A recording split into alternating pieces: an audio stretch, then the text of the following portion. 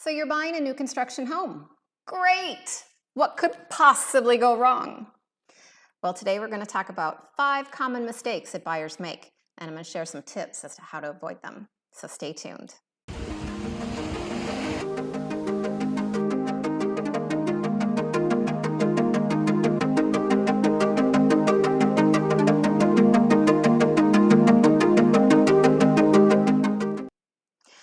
Hello, I'm Tracy Forth, Fancy Lady of Real Estate, local realtor here in St. Pete Beach, Florida.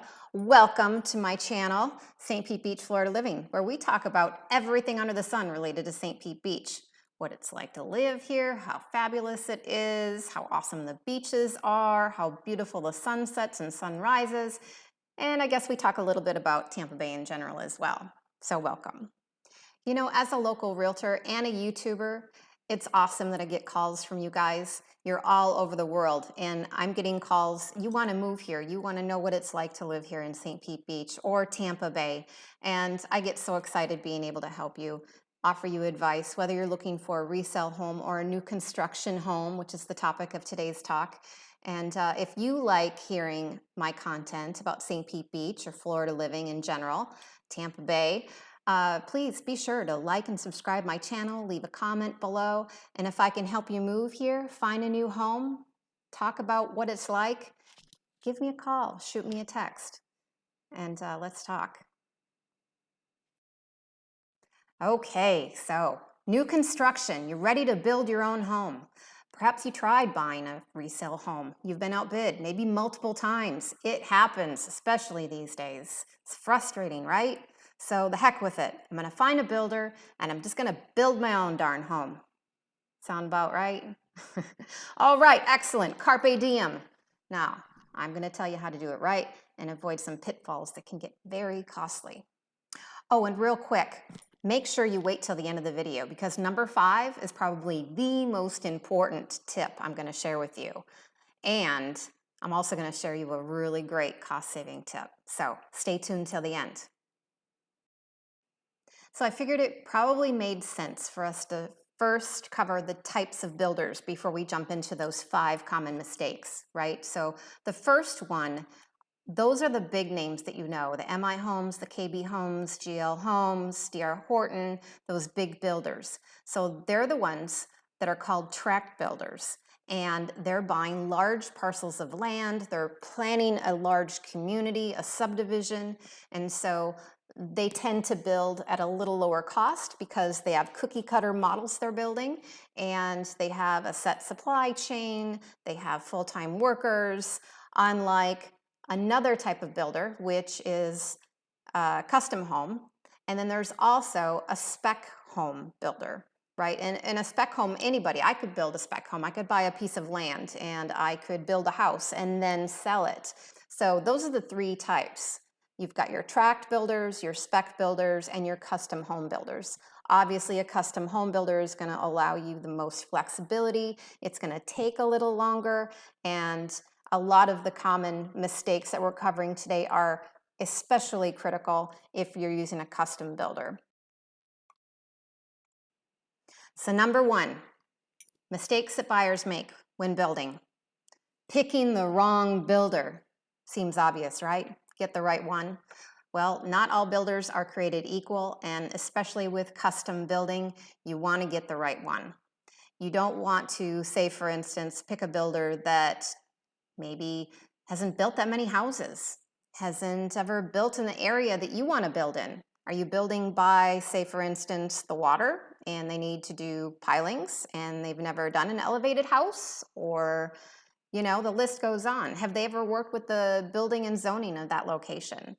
Perhaps they're a smaller builder, and especially right now with the increased demand, oh my gosh, keeping up with all of this, perhaps they have difficulties with supply chain or keeping trade workers because they don't have them dedicated full-time on staff. So supply chain and, you know, your crew, what can happen is the build time can increase, it can take you longer.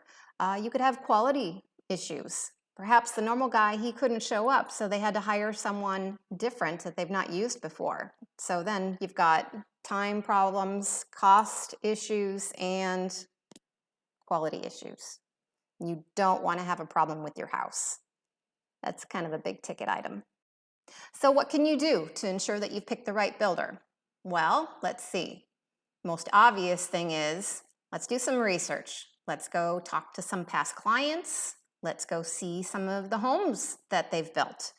Let's check the Better Business Bureau to see if there are any filed complaints. Maybe even read some online reviews while we're doing some research. All of those are great ideas. Now, one thing that will save you time and headache is working with a dedicated realtor, one that's savvy with new construction, that knows builders in the area where you want to build, and can introduce you to a handful of builders that are reputable in the area. Not just experienced and reputable, but ones that are easy to work with and that stand behind their product for years to come, because stuff does happen.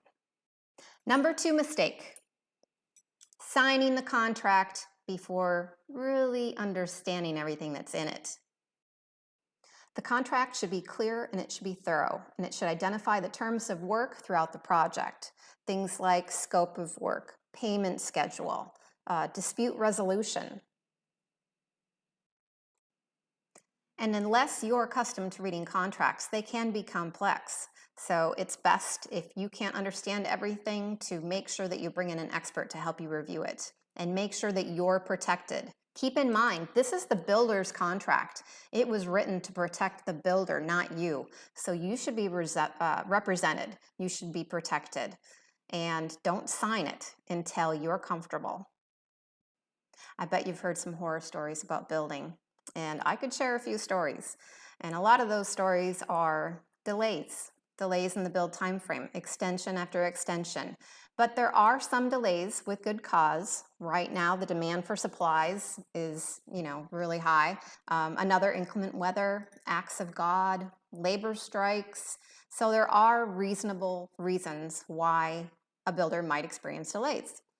But beyond those, and they should be outlined in the contract, it'd be nice if you had some recourse. If, for instance, your builder was just, not paying attention to you, not doing the job, not committed to delivering on time, and they're not going to be happy, probably. It might be difficult to add an additional provision into the building contract, but you don't know until you ask. And so liquidated damages or some recourse, maybe every day that the builder is delayed beyond a certain time frame, you get some type of incentive paid to you, not to penalize the builder, but to help you in any circumstance that you're in. Maybe you've got to be in temporary housing. So the pinch is on you. So make sure that the contract protects you. That's the bottom line. Because a seemingly simple contract can be, in fact, quite complicated or hard to understand, I always recommend bringing in a real estate attorney to review the contract with you. It's just really helpful to make sure that it's covering all the bases and protecting you. Additionally, bringing in a realtor that's knowledgeable with the new construction process, it's always helpful to have a guide that has your back throughout the process. And additionally, a realtor can likely refer to you a few good real estate attorneys from which to choose. And perhaps most importantly, don't be afraid to negotiate with your contractor or builder. This is your house. All right, moving on to the third common mistake, which is not managing the timeline. Right from the start, your builder should have provided you with a timeline stating the series of events that need to take place to build your home. And so if you didn't receive that, make sure that you request it. Don't be afraid to ask for that. Additionally, ask for ongoing status updates so you can see that they're on track to complete your home on time. Now, of course, most builders want to finish the house just as badly as you do. They want to finish on time, whether it's the final draw on a custom build or the big lump sum they're getting if it's a tract home. They're getting paid when the house is finished. And so, delays do happen, but keep them accountable for your timeline and finishing on time. And hey, it's the squeaky wheel that gets the grease. So heck, squeak. Moving on to mistake number 4. Oh wait, before I do that, obviously you've been watching the video, you've made it this far. You must like the content. So just take a second. If you haven't already, like and subscribe to my channel. Okay, number 4. Not doing a home inspection. That's right. You might think that home inspections are just for resale homes where there are, rats partying in the attic, and termites are chewing the walls, and the roof has some problems. Yeah, no. Inspections are highly recommended for new construction, whether it's a tract home by a big builder or a custom home or a spec home, doesn't matter. Mistakes happen. We are human. And I've seen some things. So yeah, a home inspection for a new construction. And in fact, it's highly recommended that you maybe have 2 or 3, not just one at the very end of the project. I mean, with a resale, you don't get to see the nuts and bolts from the foundation to the drywall. Now you do. If you're building, you get to see all that. So bring in someone that knows their stuff to look at the pre-pour, to look at it before the sheetrock goes up to ensure the framing is adequate. And then at the very end, of course, you'll want to have that final inspection and a walkthrough, right? Just with like with a resale, you do a walkthrough and go along the walls and look at, there's paint missing there. There's a floor tile that's, missing grout there. I don't know. There's all sorts of things that your punch list can have, and an inspector will ensure even the tougher stuff is looked at closely. Let me just share with you a few things that I've seen on new construction inspections. Missing insulation in the attic, missing tiles from the roof, improperly installed HVAC systems, and a good one that I'm sure you've seen at somebody's house, where they switch the hot and cold water, so the hot is where the cold should be and the cold is where the hot should be. Yeah, that's a good one. Tips to follow, common mistake number 4, make sure you're familiar with your builder's warranty policy. Undoubtedly, your builder has a warranty and it's between 1 and 10 years. So if you're not going to do any type of inspection beyond the typical walkthrough, at least make sure what's covered and what's not so that you're protected. And one of my very favorite tips to share with people, and that is throughout the build process, I know you're going there almost every day if you can to see the progress the people have made in building your home. At every phase you're there, and it gets exciting, right? It's like Christmas. Well, while you're there, make sure to take pictures. Take pictures, take video of each of the stages. We did that when we built our home, and it did come in handy. If there's something wrong, if there's something missing, if there's even a question that there might be something wrong in the infrastructure of your home, perhaps you've shot a video that shows the plumbing in that area. Basically, that footage that you shot will either prove that it was done correctly or it was done incorrectly. In any case, it could be warranty covered. Okay, and finally, we've reached number 5. It's not rocket science. You may have guessed it already. It is bring in a professional, experienced, full-time realtor that's familiar with the new build process. Whether you're going custom or with a tract home, a spec home, it doesn't matter. Have a friend. How awesome would it be anytime you do something new in life to have a friend that's done it before, that can guide you through it. And this is a big deal. This is a house we're talking about. Hopefully a place where you and your family will live for a very long time in amazing comfort, making amazing memories, and you will not have to be worrying that your house is out of warranty and it's falling apart around you. You don't want that. Absolutely no regrets, guys. All right, a realtor from the very beginning can guide you the whole way through and make sure that you stay on track and you don't lose sleep at night. Now, even if you want to buy a home in a community or a subdivision where there are a handful of builders and there are beautiful model centers with very helpful salespeople ready to assist you, it helps to have a dedicated realtor that has your back. an unbiased person that's there to help you no matter if you buy in that community or another city, someone that can assist you through the whole process from start to finish. And they don't care where you buy, they just want to make sure that you end up in the right home, one that's right for you and your family and your lifestyle. And if possible, bring your realtor in before you start visiting those model centers. For instance, if you go visit, you have a few spare minutes on a Saturday, you fill out a registration card, you come back a couple of days later, ask some more questions. At that point, if you try to bring in a realtor, some of the builders might be hesitant to work with your realtor. So just let them know that you have a realtor from the get-go. When you fill out the registration card, include your realtor's name or provide that information to the salesperson. Most builders are very happy to work with your realtor, but it helps just to have one mentioned and on the list up front. Okay, guys, that is the end of our little 5 common mistakes series, but I promised you a bonus savings tip at the very end of this video, and it is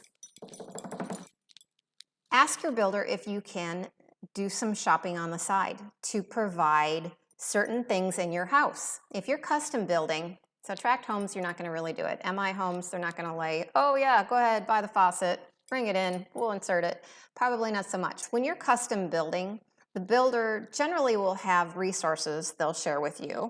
You're going to have an allowance for plumbing fixtures, lighting, stuff like that, flooring even, cabinets.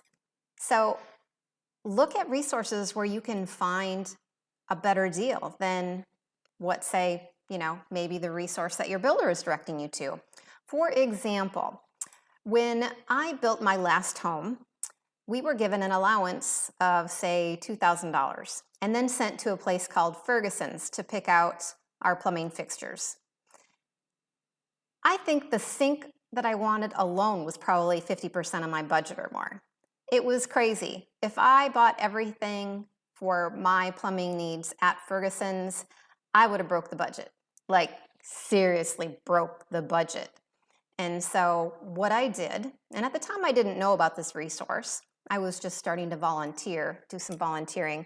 Habitat for Humanity Restore. Heard of it? Guess who supplies a lot of the stuff that ends up at Habitat for Humanity? Ferguson's, Home Depot, Lowe's.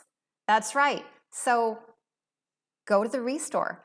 I think the percentage is they charge about 30% of the cost at a retail store. Now you have to be careful if you go to Habitat Restore or other options like Facebook Marketplace or eBay. Those will also possibly provide some discounted solutions for you. But not always do all the parts get included. Maybe there's a broken gasket. You just have to be very careful. But it is an alternate way to get what you need for your house, the things that you want on your own dime. And you can budget shop a little bit. Not all builders are going to allow you to do that, but hey, it doesn't hurt to ask. A penny saved is a penny earned. If you like this video, go ahead and click that like button below. And if you like the content in general, want to see some more, please consider subscribing to this channel below. And if you want more information about building a new construction home here in Greater Tampa Bay or St. Pete Beach, go ahead and give me a call, send me a text, shoot me an email. You can even check out some new homes or land options on my website at fancyladysellsflorida.com. And of course, if you just want to stay in touch and hang out, you can always follow me on my Facebook page, Instagram page, and occasionally I'll post something to YouTube. Okay, guys, we'll see you next time.